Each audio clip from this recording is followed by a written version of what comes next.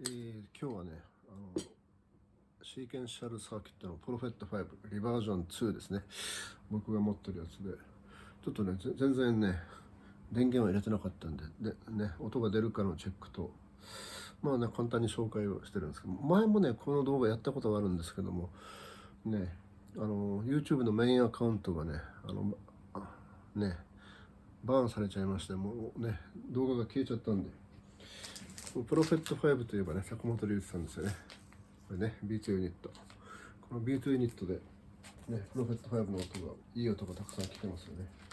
ジャパンのデビッド・シルビアンのジャパンのね、ブレーキの太鼓とかでもいいサウンドが聞けますけどね。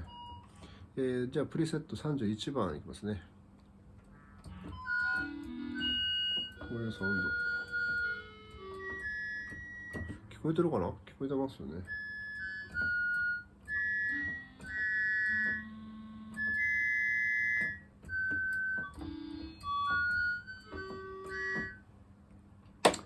プリセット32番。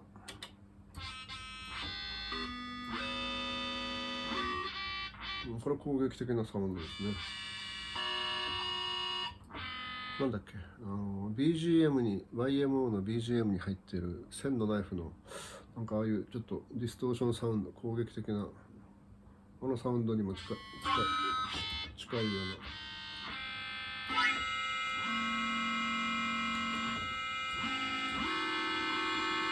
うなね、プリセット33番、プロフェット5リバージョン2プリセット33番。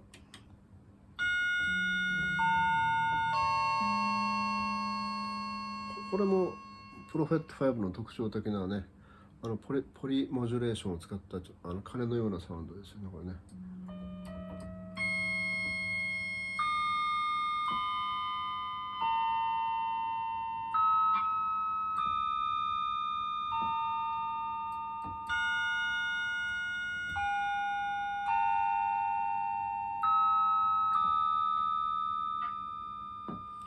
33番、プリセット34番いきますね。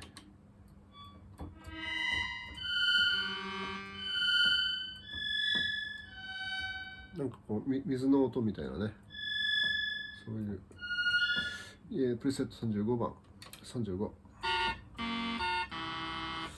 れさっきもなんか似たような音があったな。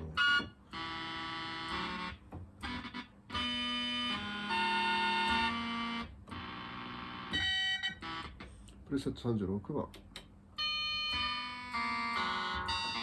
37番。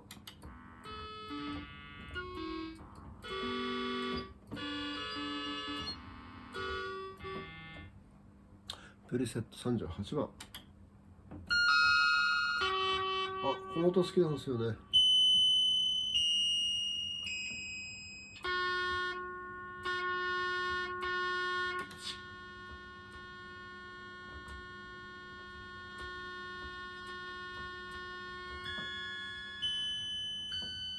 ね、プロフェット5ならではの。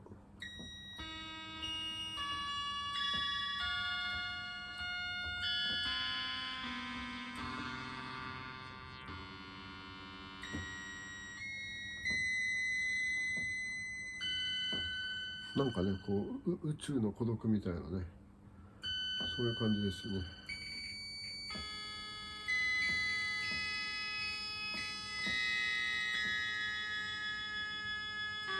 なんかもうこれだけで曲ができちゃいそうな。